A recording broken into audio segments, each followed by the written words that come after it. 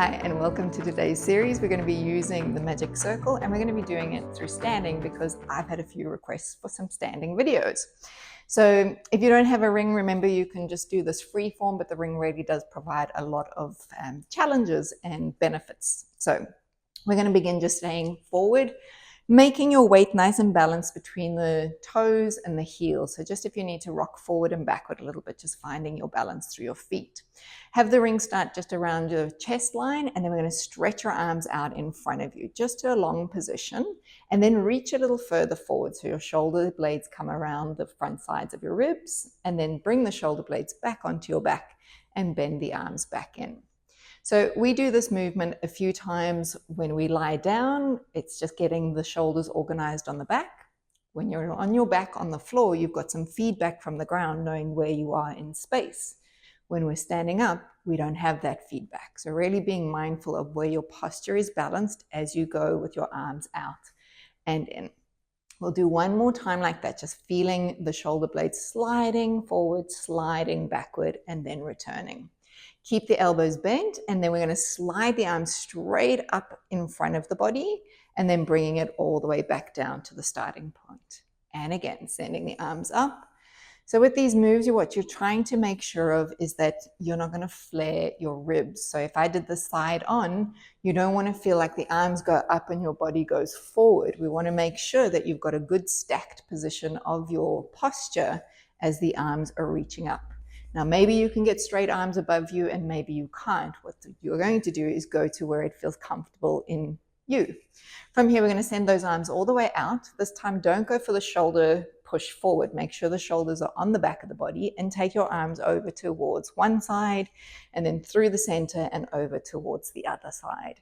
So again, keeping your framework really steady and just moving the arms across center, maintaining them straight on both, is going to challenge your center of gravity. And you may notice that when your arms go one way, one foot gets a little more strong into the floor than the other. And if you didn't notice any of that, maybe you'll start to notice it now. From here, we're going to start with the arms low, and then we're going to send a circle out to the side, over to the top, all the way around in the opposite direction, and end at your thighs again, and then go in the opposite way. So as soon as we add in some new variation to the movement, you'll notice that things change. Remember, your aim is to imagine that you did have contact with the back of your head, shoulders, and pelvis on a steady surface, like maybe a wall, so that you can feel that you're not thrusting the body forward or backward or trying to overcompensate through ribs. One more time around, and then we'll bring it all the way back to our starting position.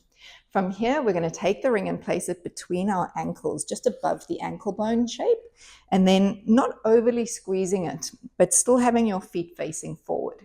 At the moment, the ring should feel like it's in a horizontal plane with the floor underneath you. We're going to go into a squat, so we're going to go into a knee bend, reaching your arms forward in front of you. Take a look down at the ring and notice if it moved, and then coming back. What do I mean by did it move? When you went into the squat, did the nose tip forward or did the nose tip backward? Ideally, we want it to stay nice and level. So I'm going to do that sideways as well so you can get the picture. Your pelvis is going to go back behind you. Your arms are going forward, but that ring is staying balanced and level with the floor. We'll do that 2 more times. Stretching out and coming up. Squatting is not always about having to get to the floor. It's about helping you understand how to use your hip joints, and then coming back. I'm doing a lot of spinning around, but this is just because I want to show you different angles. On the next one, we're going to stay into our squat shape, and we're going to we're going to move over towards one side and then through the center and over towards the other side. So as you're doing that, you're putting more weight onto one leg, but both feet are staying in contact with you. So as we're sliding from side to side, there's more activity on one glute, one quad, and you'll feel the difference as to which side you prefer to go to. Be mindful that you're not shifting through your ribs, but your whole body weight is traveling over to one side and then across towards the other, and then coming back and standing up. So on our next one, we're going to add in a little raise onto your toes. So pushing up onto the toes. What you might find with this one is there could be some movement happening in the ring. So again, as we come up onto the balls of the feet, the weight gets transferred forward, so it's not uncommon for that little nose to tip down and then coming back to level again. So again, coming up onto the balls of the feet and down. Now, if you need some assistance to go onto your toes, then take it. Use a wall, have a chair top behind you, something that you can just give yourself a little bit of guidance. We've got one more. We're going to come up onto the toes and stay on the toes. As we come down, we're going to feel like we're sliding down a wall and sliding up a wall.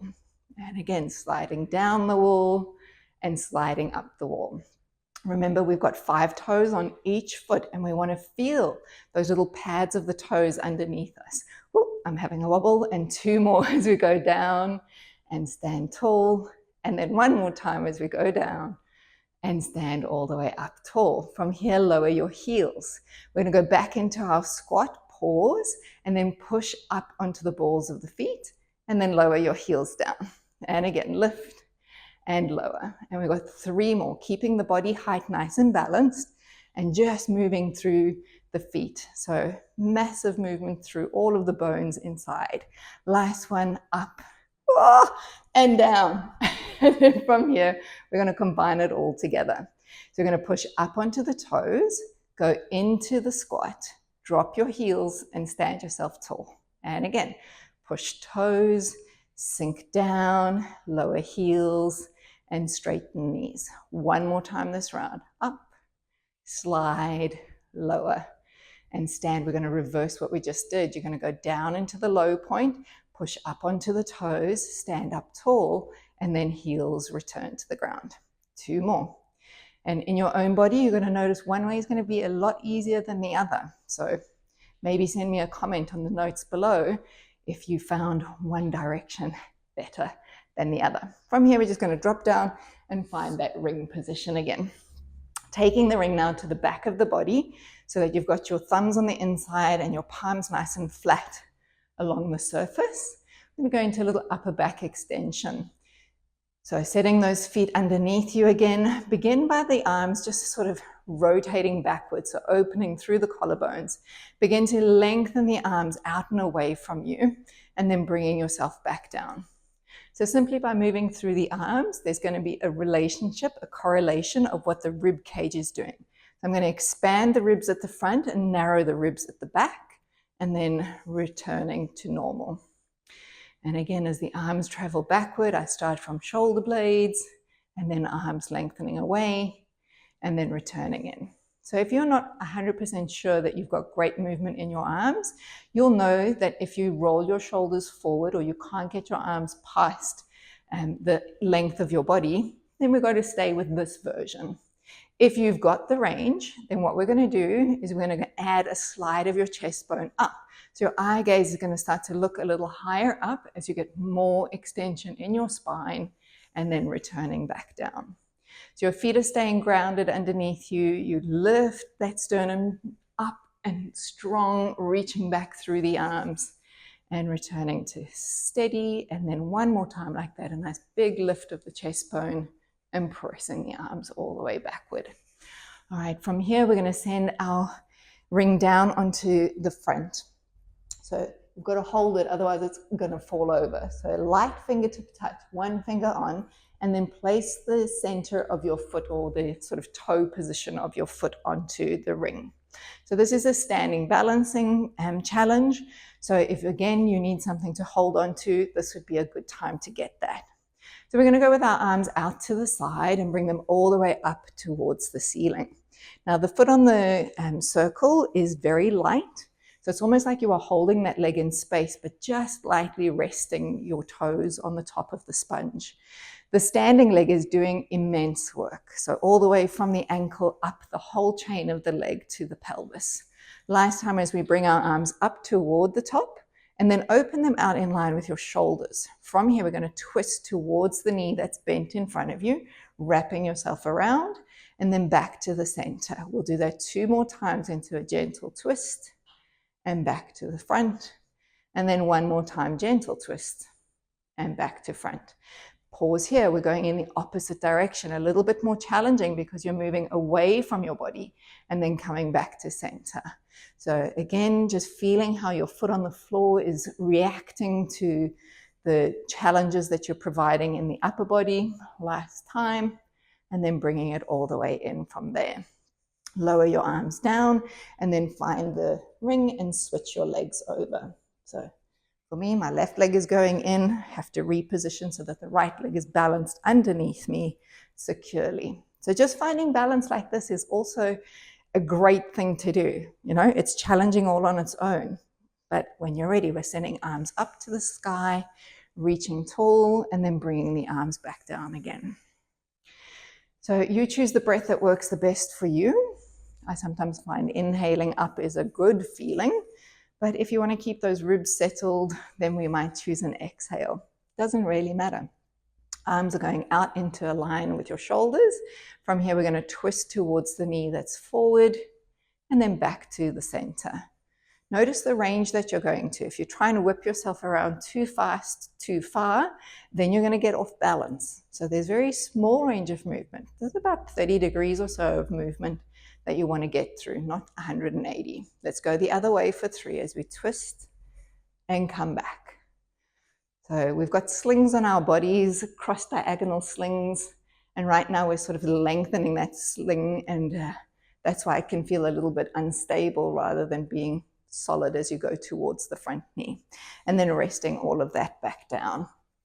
All right, from here, we're going to take the ring to the base of the back of the head and have your hands at the front side. Let's widen your stance. And from this position, we're going to go into a bend of your knees as though you were sliding down that imaginary wall. And from here, we're going to fold over the front of your body, rounding into your upper back space, and then going into an arch in the opposite direction.